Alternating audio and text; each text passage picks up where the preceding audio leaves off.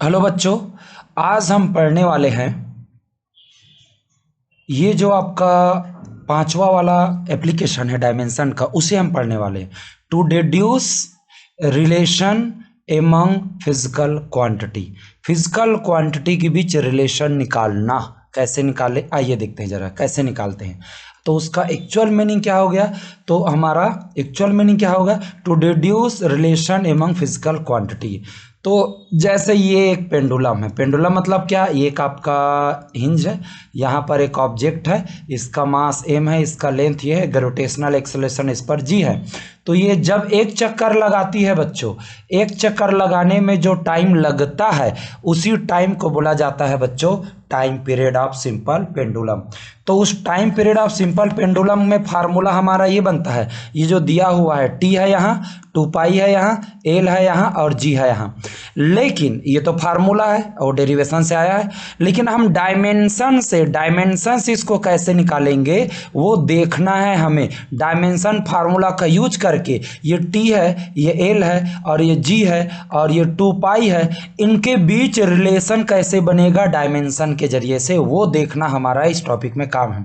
तो आइए, ये क्वेश्चन पूछेगा तो इसको कैसे पूछेगा, तो क्वेश्चन ऐसे रहेगा बच्चों, वो बोलेगा find formula for time period of simple pendulum if it's depends upon the length of pendulum and the gravitational acceleration, ऐसे पूछेगा। और डायमेंशन से हमको बनाना है, कैसे पूछेगा तो आइए देखिए जरा। तो हम ये कहेंगे, क्या बोला शुरुआत में, टाइम पीरियड का फार्मूला क्या है निकालो। और किस पर डिपेंड करता है टाइम पीरियड डिपेंड करता है पेंडुलम की लेंथ पर, और किस पर डिपेंड करता है, ग्रेविटेशनल एक्सेलरेशन पर। इतना बोला है। तो आप शुरुआत कैसे करेंगे, तो इसका शुरुआत आप ऐसे करेंगे, टाइम इज प्रोपोर्शनल टू, आप लिखेंगे एल और आप लिखेंगे जी। डिपेंड करता है तो डायरेक्टली प्रोपोर्शनल लेना है। देखो शुरुआत कैसे करेंगे, ऐसे प्रोपोर्शनल लेना है, एल और जी लगा देना, और एक एक्स्ट्रा चीज लेना है, पावर लेना है एक्स, इसका पावर लेना है वाई। तो ये क्या हो जाएगा, टाइम पीरियड प्रोपोर्शनैलिटी को हटाएंगे तो ये क्या हो जाएगा, कांस्टेंट के। तो एल की पावर एक्स और जी की पावर वाई है। ये इतना यहाँ तक आ जाना है। उसके बाद क्या करना है, उसके बाद सभी क्वांटिटी का आपको क्या चाहिए, डायमेंशन फार्मूला। जैसे टाइम पीरियड का डायमेंशन फार्मूला क्या होता है, टाइम एक टाइप की टाइम है तो इसका हो जाएगा बच्चों टी। अच्छा, के का डायमेंशन फार्मूला क्या है, ये प्रोपोर्शनैलिटी कांस्टेंट है, ये होता है डायमेंशनलेस, और डायमेंशनलेस चीज़ों को लिखने के लिए हम यूज करते हैं 1, इस तरीके का, ठीक है। दूसरा और क्या है आपका लेंथ का डायमेंशन क्या है, लेंथ का डायमेंशन होता है कैपिटल एल, इसका यूज करेंगे।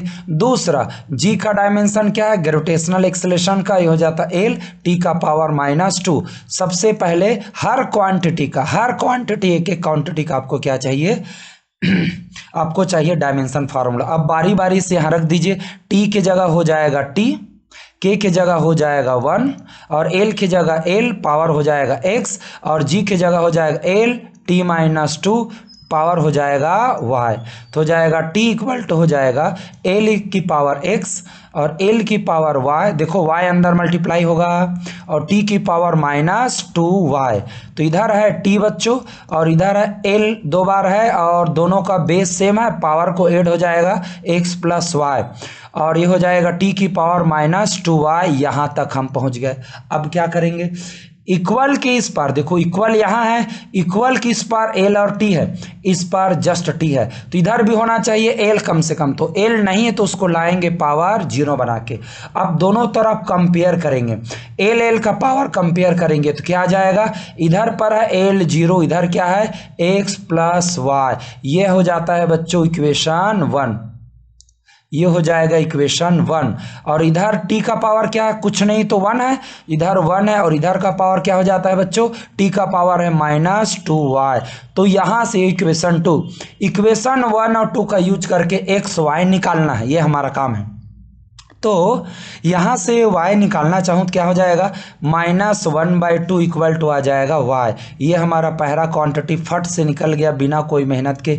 अब इस y को रखूँगा यहाँ पर तो x निकल जाएगा, तो रखोगे तो क्या हो जाएगा यार, ये हो जाएगा x निकालोगे तो आ जाएगा -y, तो x इक्वल टू क्या आ जाएगा, माइनस हो जाएगा -1/2 इक्वल टू ये हो जाएगा x इक्वल टू 1/2। इस तरीके से अब ये x और y की वैल्यू आ गई, तो आगे देखेंगे तो हम t के लिए लिख लेंगे ऐसा, तो t इक्वल टू लिखा जा सकता है, ये हो जाएगा k की जगह k, l के पावर में x और g के पावर में होता है y।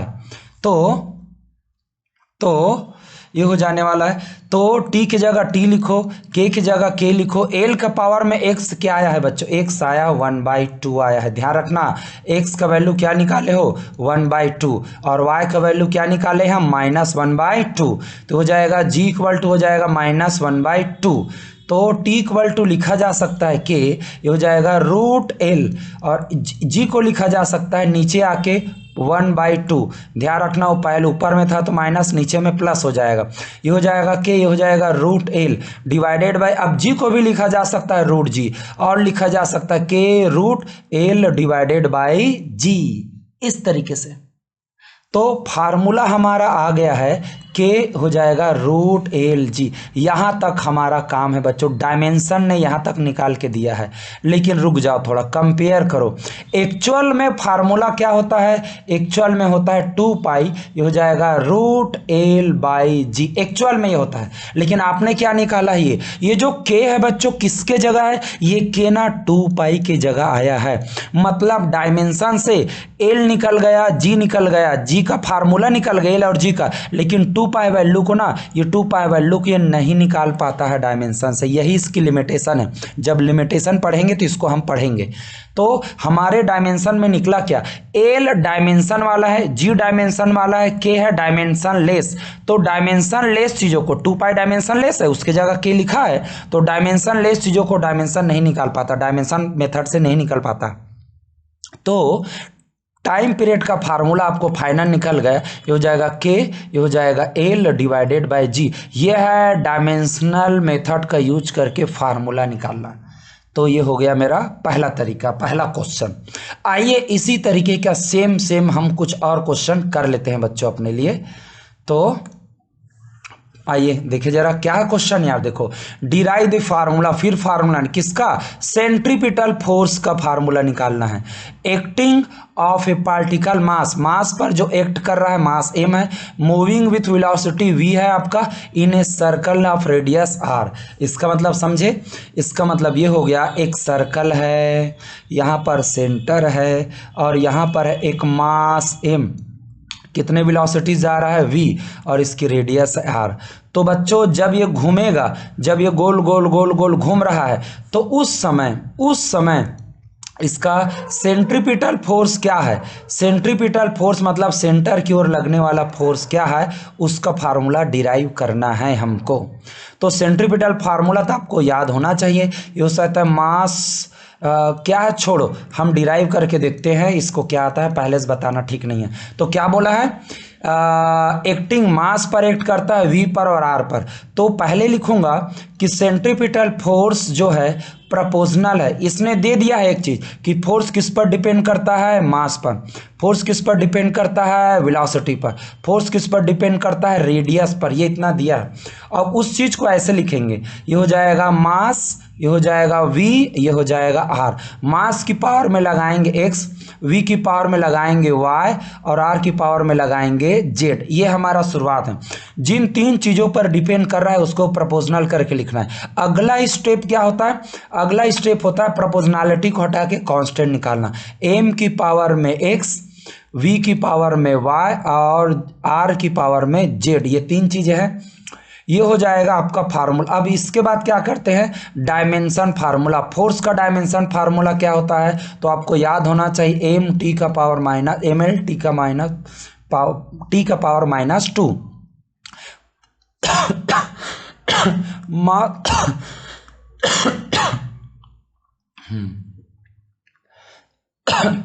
सॉरी। तो मास का डायमेंशन फार्मूला क्या होता है, ये होता है कैपिटल M, स्मॉल एम है, मास को बताता है।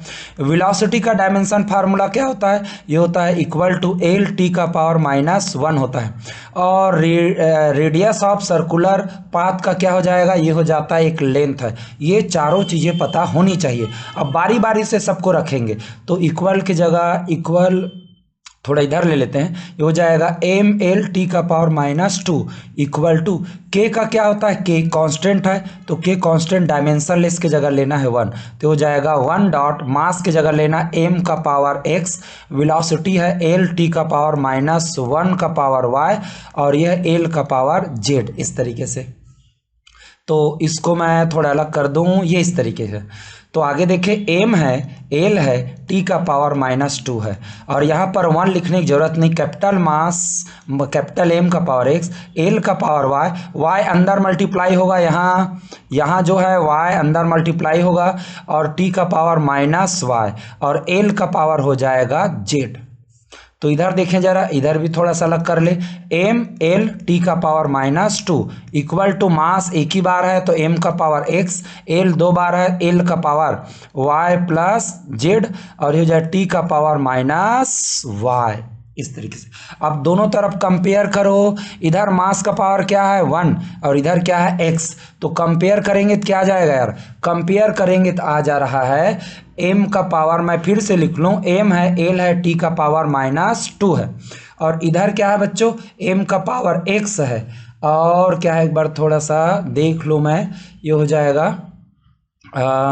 और l का पावर y z, ये हो जाएगा एल का पावर है y प्लस जेड, और टी का पावर है बच्चों जस्ट ये हो जाएगा टी का पावर है जस्ट y। इस तरीके से अब कंपेयर करें दोनों तरफ, यहाँ मास का पावर 1 है, यहाँ मास का पावर x है, तो आपका आ गया 1 इक्वल टू हो गया x। दूसरा, यहाँ l का पावर 1 है, यहाँ क्या है 1, तो ये हो जाएगा ये हो जाएगा y प्लस जेड है। यहाँ t का पावर -2, यहाँ t का पावर क्या है y है, तो -2 इक्वल टू क्या हो जाएगा, ये हो जाने वाला है y। इस तरीके से एक बार थोड़ा सा और देख लूँ, कहीं फार्मूला गलत ना हो जाए। ये टी का पावर -y है, एक मिनट थोड़ा सा देखेंगे, ये ना बच्चों -y है, तो इधर हो जाएगा -y की जगह -2 है। अब आगे x का वैल्यू तो निकल गया, और y का वैल्यू ये निकल जाएगा, 2 कट गया, 2 इक्वल टू हो गया y, तो y का वैल्यू आ गया, x का वैल्यू भी आ गया। अब यहाँ रख दूँ मैं, इसमें थोड़ा देखो, 1 इक्वल टू y की जगह रख दो 2 प्लस हो जाएगा z, इधर आएगा तो ये हो जाने वाला है 1 - 2 इक्वल टू हो जाएगा z, इक्वल टू आ गया -1। तो देखो यहाँ पर भी आ गया ये z का वैल्यू। अब पुराने वाले फार्मूले में मैं ले जाऊं तो फोर्स इक्वल टू हो जाता है k, ये हो जाएगा मास का पावर x, v का पावर y, और r का पावर z। तो फोर्स की जगह फोर्स रखो, ये तो k कांस्टेंट है, मास का पावर आया है 1, और v का पावर आया है, y का वैल्यू आया है बच्चों 2, और z का पावर आया है -1। तो इसको ऐसे भी लिख सकते हैं, k है, मास है, v स्क्वायर है, डिवाइडेड बाय क्या है r। तो आपका एक फार्मूला निकल गया k mv² divided by r।